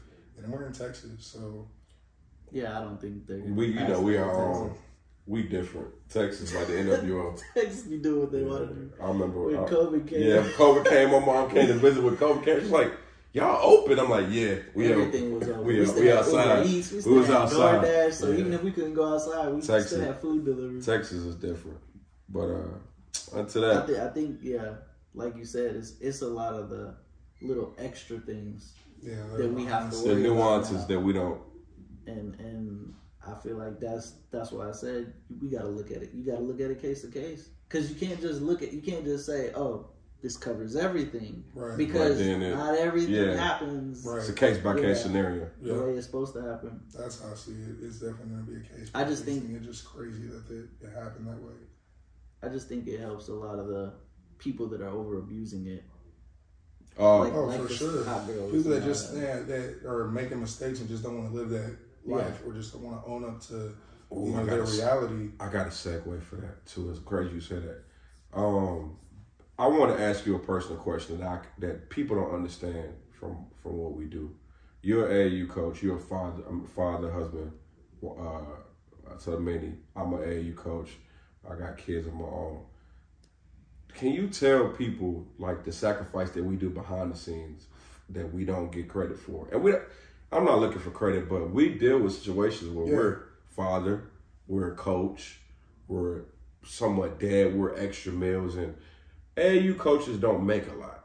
And it's not it's money we make, but me and him personally, I can speak, we love the game of basketball. Yeah. I can call this man 3 o'clock in the morning and talk about basketball for an hour. Yeah. Like, we lost rest in peace to a coach. There's a coach named Dwight that was a coach that we lost. Dwight Coleman, a great guy. We were just talking about sports, and we understood the magnitude of how powerful, of what that man was. So I don't think people realize the sacrifice that we give up. You still work. You have a job. I'm not going to tell what you do. I have a career. Your wife, she has a career life. I don't think people understand that. How you were saying, I segued that because we deal with a lot of situations where we know personally that kid doesn't have that situation. We're taking care of kids, and it's times where we take care of that. I don't think people understand it. AAU, it's about winning, but also, like, I know for me, I had a 2-parent household. My dad worked. He was an old school dad. My dad was different than me, how we are with our kids. Yeah. But it was great. My dad was old school, work. I'm not going to come to games. Pay bills. I don't care about the game. You can drop 30. Right. I pay bills. I never work time with you. My mom, like I was mom there from the jump. Right. I'm going to work too. You need the new J's. I got you. Right. So for me, I grew up in the AAU thing. I was spending that with coaches. My mom didn't have money for tournaments sometimes. Yeah. I was at friends' houses. AAU saved me from a lot of things, basketball. Saved my life. And now I deal with situations with my kid and coaching that. Can you speak to, like, we do a lot more behind the scenes. We're more powerful than what people think we are. But I think that, man, you said it, and it's big because it comes from that love of the game. And it comes from knowing that if any kid that you can get on your squad or that you're coaching has that same love or that same passion, that alone can be cultivated in how you live your life and how you can be successful in life. So now I'm going to use this sport that you love to teach you how to be a man, to teach you how to respect your coach or how to look somebody in the eye when they're talking to you, and just be there for you as a whole, take you, especially if you got to pick up players, take them to and from games. Sometimes that's all they have, and that alone right there, you're giving them a passion for something, you're giving them hope at the end of the day because, you're finding a way to make it happen for them. And that's why I'm ultimately grateful because, I'm 38, I'll be 39. When I was growing up, AAU wasn't this big. It wasn't the machine that it is now to where you can have your kids in tournaments every weekend, you can travel and you can go play basketball. It keeps them busy. It keeps them out of trouble. It keeps them active. It keeps them in shape. It keeps their mind going and thinking and moving. Teaches them how to be friends, how to be teammates, chemistry within the team. So it's like, it is like you're a huge role, especially because it's like you're saying, you don't get paid a lot. Like I don't really get paid at all. So unless it's doing skills training, I get paid for doing skills training. But that's something on the side that I started to where it was like, I don't want kids to grow up and not have the right skills. You know, that's just a passion again with the sport. That it's like I want to go out there and be able to teach kids, you know, the right way to dribble the ball, shoot a ball, any of that, help any way I can at the end of the day, because I know it'll be beneficial to them. And it's big because as kids growing up, like if you can just stay busy and stay saves active, your life. It does. It keeps you away from Saves the your BS. life. You don't even get to see it. Yeah, it keeps you away from the BS. You don't know about it now. You know, you're not out there. You're not running with the wrong crowd. All you know is this. And, you know, go home, eat, train, and then it starts to cultivate, you know, you as a person to where you even steer clear in your outside time of distractions because you're more motivated on either watching videos or, you know, what did this basketball player do? What did this football player do? You're following your sport to where you're not even looking for the wrong things. You know, you're not even involved in it. And to where they grow up, and then by that time they're 16, 17, 18 years old. They graduate high school, they don't even think they've been playing ball all the time. They might not even go to college or NBA. Yeah. That's what I was saying that because AAU is sexy now. That all they show is he got scholarships. Yeah. This dude is the #1 draft, but they don't understand us getting up in the morning, picking up people, feeding kids. Who helped make all that Who happen? helped make it happen. Feeding Right. it's a lot of times me and my wife feed kids is not mine. Take care of it. I'm going withdraw extra money, make sure somebody got it. Parents are calling me because their kid is messing up. I could be super selfish. I have 5 kids of my 5. own. I have 5 kids. And a newborn. 5. And a newborn. And a newborn. You know, and the newborn Quinn, she's 4 months. You know, my oldest Kobe, he's going into the 8th grade. And then Caden's going into the 5th grade. Claire's going into the 4th grade. And then Cooper is going into kindergarten, he's 5. And then Quinn, you know, 4 months. I could be super selfish and just focus on my own kids. And be busy. You know, and just stay busy all the time. But it's just not in my personality to be that way. Like, I feel like if you have any type of knowledge, you share it with everybody that's willing That's to what listen. happened to me, yeah. You know, and you want to help and you want to, you know, if you're down to listen and you got the passion, come on with it. Yeah. You know, like I'll help you and we can help each other and we're going to be great. By the end of the day, if that person becomes successful, I can just sit back and say I helped. That's all. And that's all that matters. It's not like, oh, where's my money for that? Right. You owe me this. You don't owe me anything. Yeah. As long as you have the passion for it and you want to do it, It's gems. that's all that matters. You know, and then you can teach everything else. You know, so I think that's the big thing about AAU now is being, like you said, it's sexy for the wrong reasons. You know, teams want to put together squads and play down and win so they can big up the program. And then you got your mom and pop teams like, you know, like we're over here that are trying to do it the right way and, you know, teach your kids how to play and at a high level. And that's all it's about, you know, and being able to compete so they get a different message from the game. They're not looking at it like, oh, well, we're the top program. It's like, nah, you're just in it to get better every day.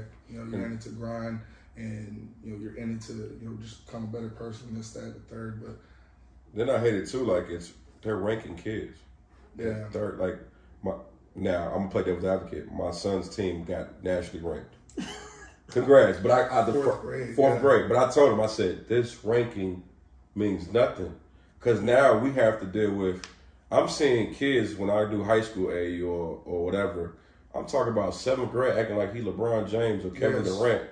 Like, fam. The kids nowadays, They're they do too much. Like, yeah. they doing the, like, you too little. They the doing all this. Right. I understand maybe, like, screaming and one if you make an and one and you do this. I can understand that little stuff, but it's like all the little extra stuff they doing. But It's right, the hype machine. Yeah. them hype, and then on top of that, I don't care if anybody's ranked at an early age. Everybody's going to grow. Everybody's going to catch up. You're going to have natural skill. Right. Because right now, it's like, let's say you're it's a 4th grader as tall as you right now. I seen him in the AAU game tournament, right? There was a kid that was on the other team that Kaden played against in the semifinals. The ball hawks. Yeah. See how tall that big dude as you, was? right? But let's just, no way he's that good. Let's just say, I'll tell you off air about the team, but he was at a Friday night game with my son. I'm not going to say the team that day. They played the 4th grade. They ended up playing 6th graders. They won. You know the team. I'll tell you off air. You know. Oh, I know. You know. Yeah. Cool, but I'm, you know, we ain't like that over here. Yeah. But they played 6th graders. They won.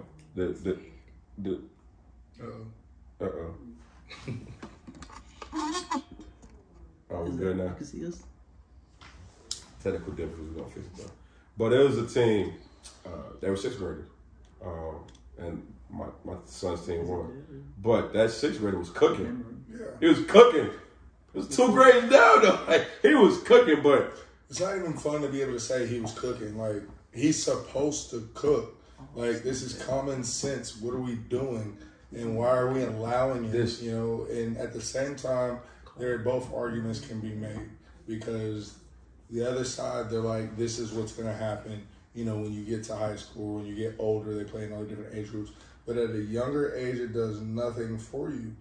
You have to prepare them for that, not just allow it to happen now. And you know how it is. We both know that any player that you allow to play down is just hurting them. Because he didn't even know. He was watching the game, and he told me, like, I told him after I was doing the scorecard, I was like, he was always like, yeah, I could kind of tell. He didn't know anything. He was just watching. No one told him. Because I was like, man, they was too tall. I was telling her, I was like, they're too tall. Like, what? You start to see body language. It was the movements, the jerks, and then just some of the moves they were doing. I was like, yeah, that don't make no sense. Now Larry, on the other hand, his Euro step is. He's different. He does nice. Yeah. But that's what I'm saying. When you see someone their age and they're exceptional, and then they see them, they stand out. Just like when you see someone older and they're playing, you're like, you could tell. You're like, man, look at the movements. Like, man, come on. Like, he's older. You know, and it's an obvious thing. It's just frustrating that coaches allow it, you know, and they even have a role in it. You know, I'm a firm believer of playing up. Always. Never play down, play up.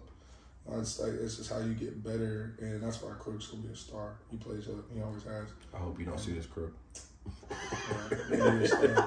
You know what? Claire gonna be a star. She little Iris in the making. That's his daughter. He be humbling her too. She nice. Man, she plays against young men, and she be giving them buckets. All right. Claire is different. She's 3rd grade. She plays 5th. She makes me so proud because, you know, I have 3 boys. Shout out to my boys. And Coop. They know I love them to death, and they hear me say it all the time.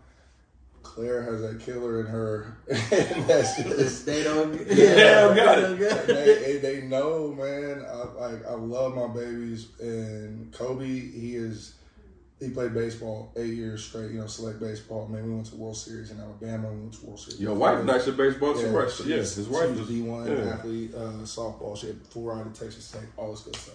Then the baby came. So, life. Like, oops. Ding! My bad. Foul. So, of course, you know, they come from an athlete's background. Yeah. So, we always, you know, we try and game them up all the time. Like, your mom was an athlete. I was an athlete. So, we try and give them all the inside stuff, you know, just about being an athlete, how you carry yourself, you know, and how you work whenever nobody else is working. You know, that's what they don't realize. Athletes, you always got to be working. And you always got to get better. Claire soaks that up. So my boys, big chillin'. We on Fortnite. We on the game. We on 2K. We on Call of Duty. I look over and Claire's going through drills. She's going through how to teach herself how to shoot. She's form shooting. She's working on her handles. You know, and that little stuff is already paying off for her. And just seeing her dedication already, I'm like, bro.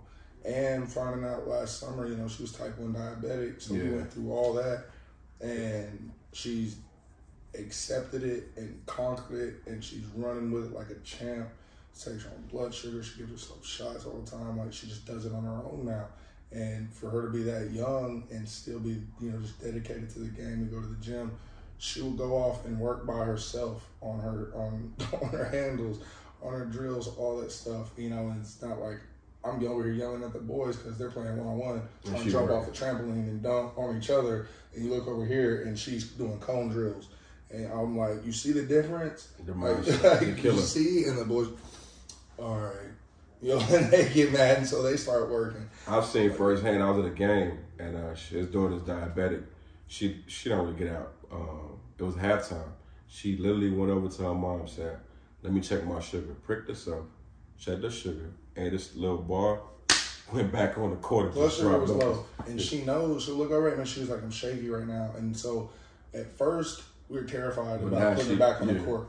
But now that she knows her body so well and she can manage it, she's like, looked at me during the game, she was like, I'm shaky. And it's hard as a coach because I'm like, you just had 10 in a row. Yeah, you know, but like, hold on, close game.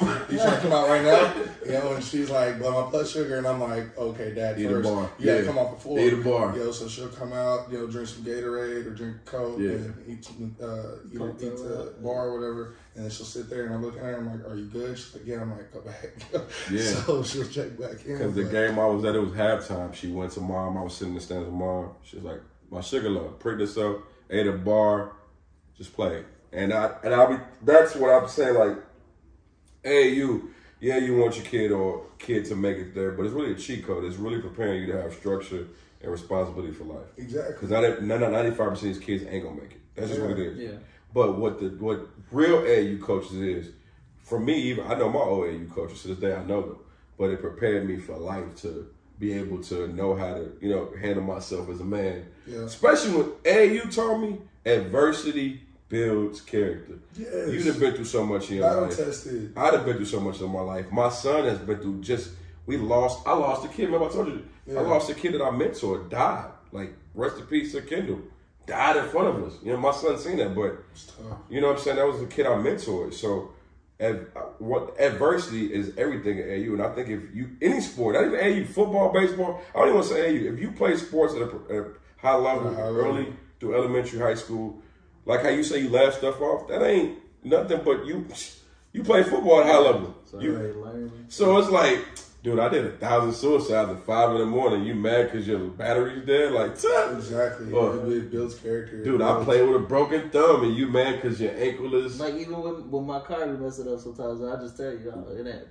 Yeah, it's moving, so it's gonna get me where I gotta go. So I think that people, like, not even AAU, like with sports, I think that's a cheat code. Like, 95% of these kids ain't gonna make it. We're not doing it for return, or at least us. But it also teaches them the big time life values of, you know, being able to be somewhere either on time, work with your team, communication, bro. These kids are socially awkward. Socially awkward. Yeah, communicate with your teammates. Got to communicate with your coach. Like, all type of things. So it teaches them, you know, how to work together. You know, so that's why a lot of kids that play sports at an early age end up more successful because they can work in a team environment. You know, they can communicate with their boss or with their coworkers, and they don't have a problem with that. You know, they're not recluse or, you know, real shut off to the world because it's a background that they come from. They're used to people screaming. They're used to fans. You know, they're used to that. So it's, you know, that's nothing at the end of the day, you know, to be able to just communicate to somebody or have somebody tell you something, you be able to execute. You know, hey, I need you to do this, this, and this. You're like, okay, I got it. That's what I'm gonna play. You know, you go here, you go here, you go here. It's the same thing. You know, so it's like all things that you're gonna be able to take with you in life and apply that later in your life. So I think that's what helps people, you know, become successful ultimately. But we also know there are a bunch of trash coaches out there that don't care and are pick up a new person for the wrong reason. You know what I'm saying? And they down kids and talking crazy to them. Yeah, and they're in it for themselves. And you know, that part sucks. But you just got to find a good program. You got to find good coaches. And when you find them, you better lock it down. Yeah, lock it down. Let your kid ride with them because, you know, it's just gonna make them better in the long run. Yeah, because I got texts, you got texts. I get texts from parents like, "Yo, this happened. He don't listen to me. I have to do like a lot, like the sacrifices. I got kids. I got a career. I'm coaching. My son play. Like, we sacrifice a lot, and we don't get. It's not like a payday. It's just about the love of the game. Yeah, it's the love because you can see that they have a small fire for it, and you're just building it and blowing it up. And to me, that's the coolest thing, especially with these girls, bro. Like, girls listen better than boys. I never knew this was a thing until I started coaching. Girl dad. My wife told me. Girl dad. You know, she was like, "Yeah, shout out to the girl dads, man, big time." Because they listen better. Man, I never knew. You know, coach boys. I've been coaching. I'm 38. I was coaching teams when I was 18. You know, I was coaching my buddy. My friends were there in high school. At you know, shout out Western Hills where I graduated with. I would coach their summer league teams because our high school coaches couldn't coach. So just even coaching from then and coaching boys and everything, I've always coached boys. When I coached my daughter's team, I was like, man, I can't yell at these girls. I don't know what I'm gonna do coaching girls. Like I don't know what to do. That's why I want to so coach. then I got out there and we started coaching them, and I realized that they listen to every little thing you tell them. So you don't gotta yell at them. But when you do yell, I was like, some of them do. Yeah, because like they do the little things. That's what you want boys to do, is because the little things are want to make the big things. You win the games, yeah. You know, so you're telling the kid cut off the sideline, and they just run to the player. The girls will actually cut off the sideline. And you're like, oh my god.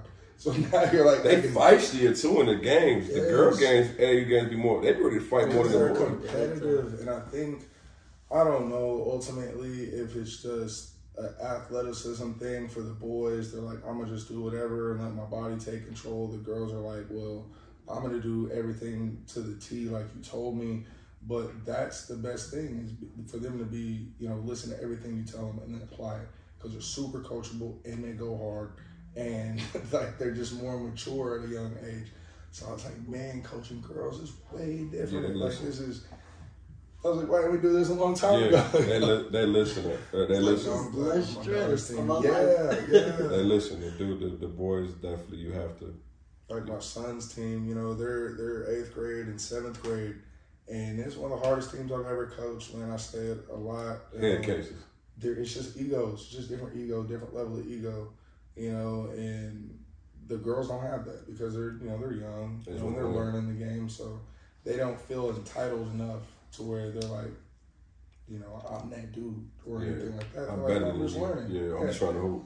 So it's like a whole different approach. You know, you can just teach them how to be better and better and better, versus having to yell at somebody, don't do this or don't. Why would you do that, or why would you do this? I just thought, you know, this would look nice. Right, it would look fine, so I did it. No. Yeah, I seen so and so on the fast break. Yeah, he did an up and under for no reason. Like a lot of kids, they see Steph Curry shot a half court three. they see James Harden, Kevin Durant, and they don't understand. Like you watch it to emulate it so you can understand why he's doing it. Yes. And that's why girls watch. And or boys watch it to, oh, that look clean. Or the work it took to get to that level to be able to perform those moves. That's the biggest misconception with boys growing up playing the game, is they think they can shoots a instantly million do shots. What NBA players do. I can shoot threes like Steph. No, you can't. Until you make 1,500 a day or 1,000 a day like Steph is doing, then you can't, because even he was shooting like this since he was a baby, and this is just cultivated all the way up until now he's an adult, and you know, it's muscle memory. His three is a layup. Yeah, you have to stay in the gym and put the work in. You just can't jump to that level. And I think that's a understanding that girls have. I guess more easier, that they understand that you have to put the work in. It ain't just gonna happen. Boys are like, well, I saw James Harden do this, so I can do that. And it's like he's played 8 million games and seen 8 million different scenarios and defenses, to where that's why he's adjusted his body to do this. He's not just doing it to do it, you know, and making it look good. He's stepping back because 6'10" defenders are guarding him, you know, with 7.5 foot wingspans. So he's stepping away from the defense, you know, and they're like, oh, it looks cool. I'm going to do the step back. You know, I'm going to do the 2 steps. I'm like, you don't have to. Like, that guy's 6 feet guarding you, and you're taller than him already.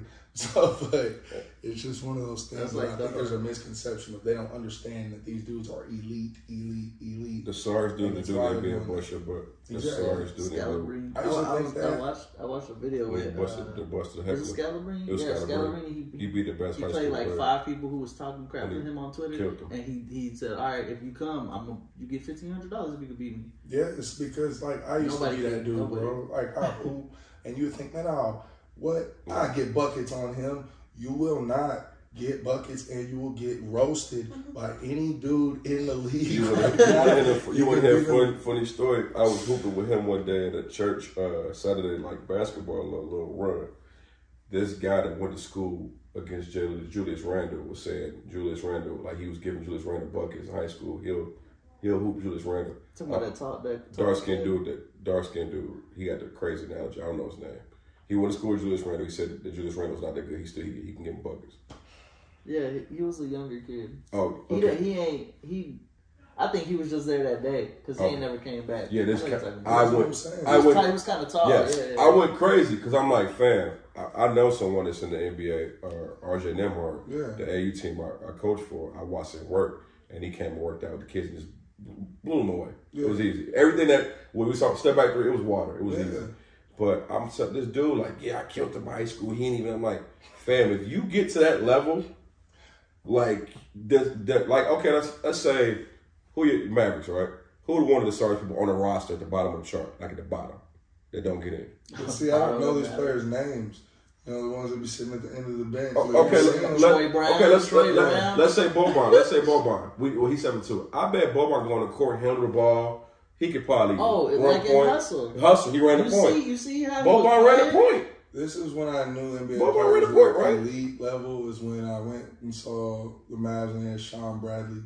And he's 7'6". You know, and in warm-ups, he's dribbling the ball between his legs and spinning and doing all type of 360s. But then in the game, he's square business. Like, you don't ever see that. And I was like, bro. He got a bag, but outside of the game, have ridiculous bags, but have to play a certain role when you're on the floor. With PJ Tucker probably can give you 30 if he get the chance to. Because that's how they get Sean there. Bradley also poop, bro.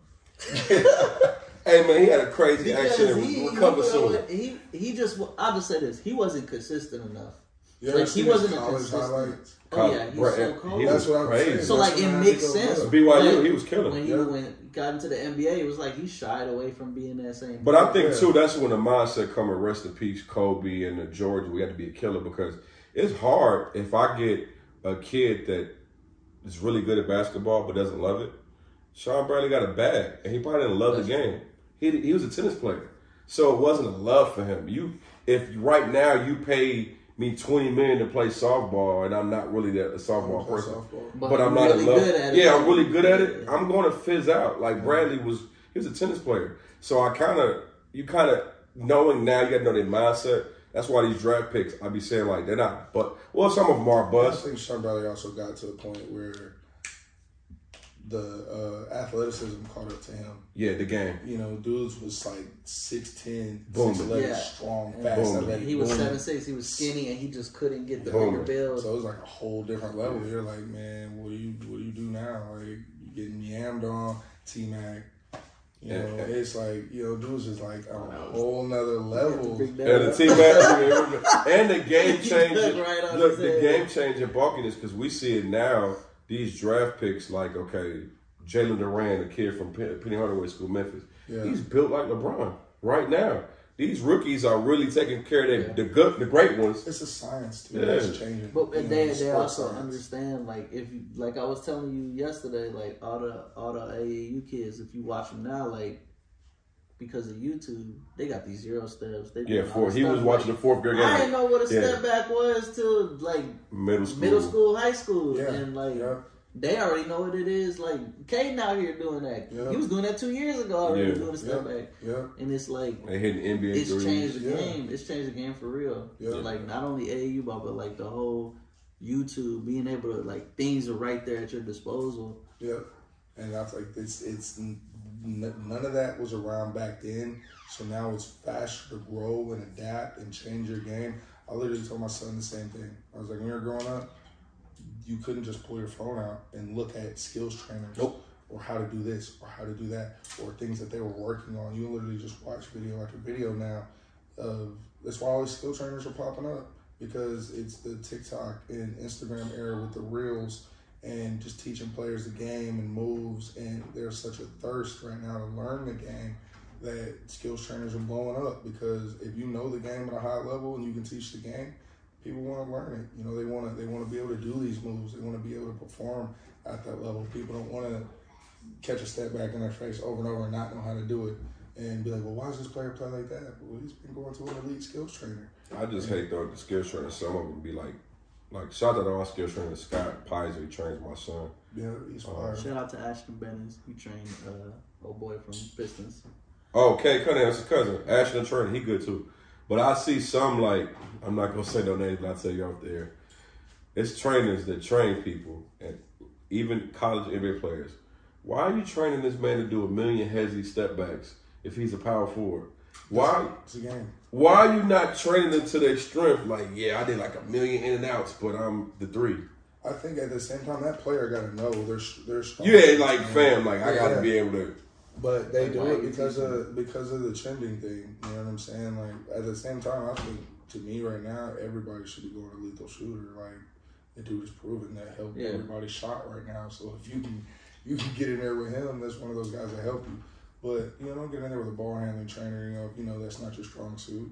You know, work on your game. But it's just like we were just saying. What's hot was I want to do the step back. Or I want to be able to do what everybody else is doing. So that's what they go to.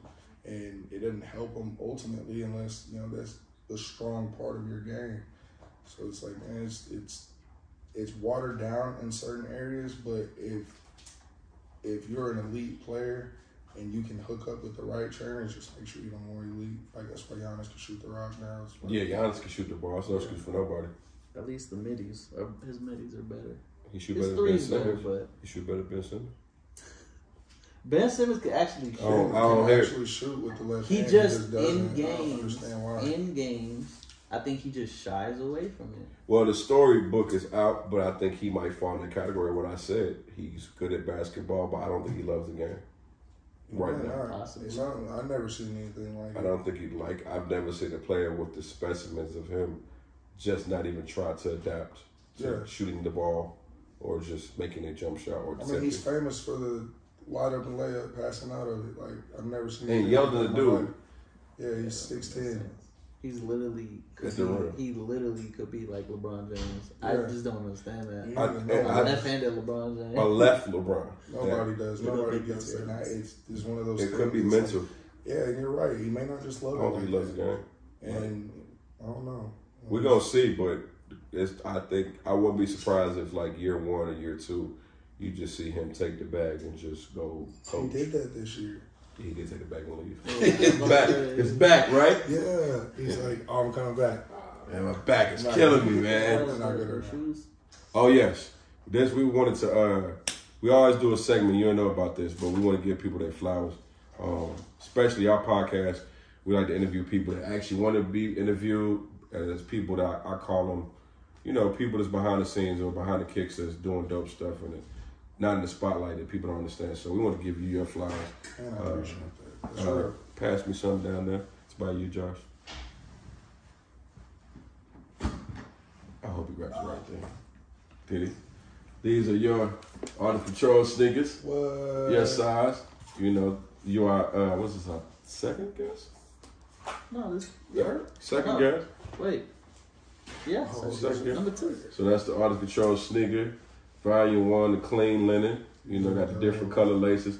Gel insole, by the way. They're very comfortable. They're very comfortable. Gel insole. Hey, we're in Florida next week, so Take a picture, tag me. They're as comfortable as Yeezys. Yeah, check. Maybe even more comfortable. Check the sole. Like, if you can feel the gel insole, like, it's my sneaker, volume 1. See you on the inside of the shoe. Gel insole, you know. We're all about comfort. This is dope. That's why. I appreciate you. No problem, man. No problem. Thank you, bro. So, Josh, you got, we got, I think, sneakers are like, what was one of your go-to sneakers when you was hooping, or, you know, like that you had to have? Your favorite all time. Your favorite all-time sneakers. That's tough.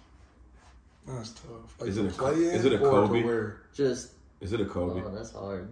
Okay, one to play in and then one. One for play and one for just, I'm like looking nice. I have all my favorite shoe to play in. Hirachi 2K Kobe. Yep.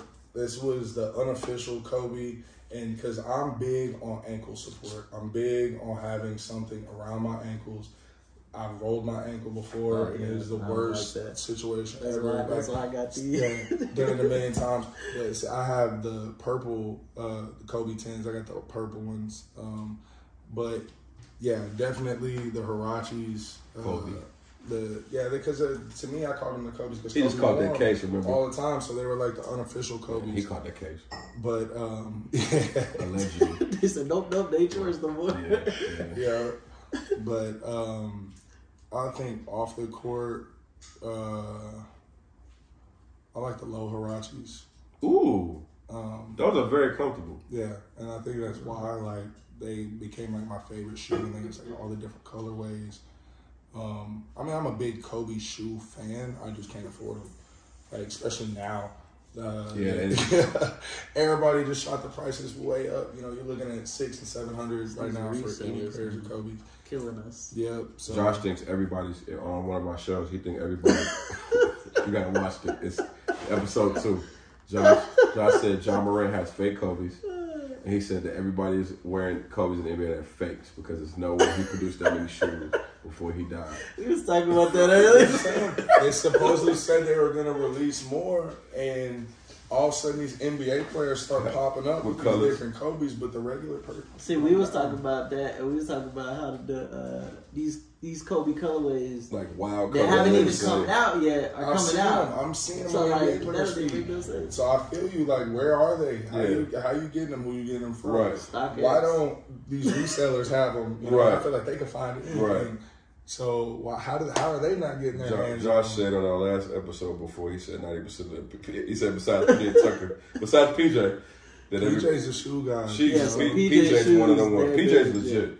But Josh said John Moran's shoes are fake and half the NBA is wearing fake Kobe's. But those are Josh words. Everybody got Josh the knows, so he already said, he don't really care. Yeah, Josh did say he didn't care. Josh said he was thugging, so I mean, he might said not he went all in the hood. It's like, John, I got you. What he said in the tweet, he said, I'm still about all that. Yeah, shout out to John Moran. He tweeted back, I'm about all that. Okay, John.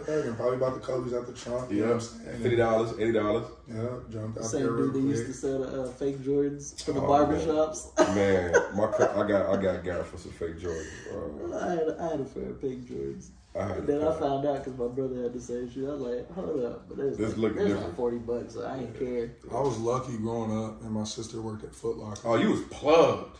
It was dope. You know, that's where she met her husband. You know, and they're still married to this day. You know, they both worked at Foot Locker together. And so you was that guy that got it early? My sister would always hook it up, bro. And that was like the best time because that was when all the shoes dropped. That's when Jason Kidd had shoes. Penny had the shoes. You had everything. Scottie Pippen had Pennies come out July 1st. The same ones?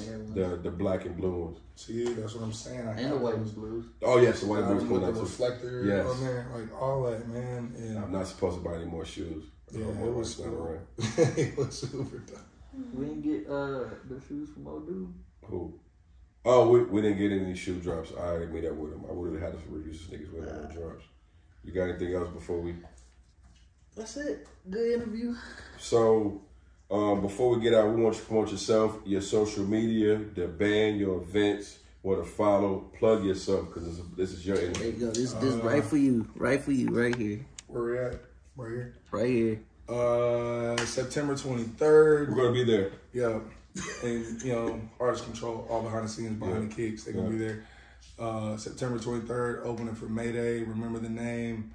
Look for us next week in Orlando. We'll be at the AAU World Championships with the Texas Lady Wolves, my daughter's third grade team.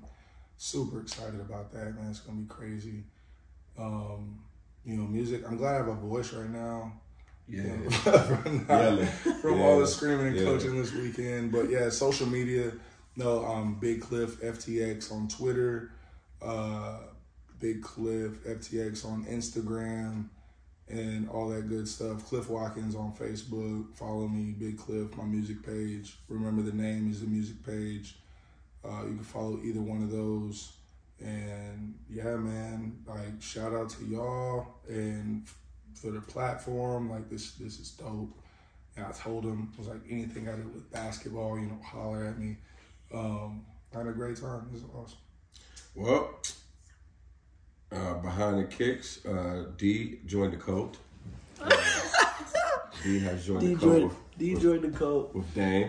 He not here. It's called the Church of That's why Bartholomew. Dame ain't been here for a while either. D's gonna be back for the next one, but that's Cliff. I'm Crook. Church of Bartholomew, right? That's the cult my man Adventures in Bartholomew. But make sure y'all follow us on Behind the Kicks on TikTok, Behind the Kicks on Instagram, Behind the Kicks on YouTube. Behind the Kicks on Facebook yet? He's choking. You don't know. We're gonna keep all this too. But follow that. Like, subscribe, comment. We're doing giveaways. We're gonna be filming on location. We got some NBA players we're interviewing. We got all the stuff coming on. And anytime you got something to support, promote, let us know. We'll pull up on your practice, whatever. The girls want to promote them. Behind the Kids, we just want to put people their roles in their spotlights. And www.artistcontrol1.com. Got some new merch coming. It's been so long. I'm gonna make some new clothes. I've been busy. Behind the Kicks merch coming too. That's coming too. Fire. Yeah, that's gonna come before Arts Troll. I'm not gonna lie to you. Behind the Kicks merch coming. And Arts Troll merch coming. Follow, like, subscribe. I'm Crip. That's Josh. That's Big Cliff, and we out. Yeah.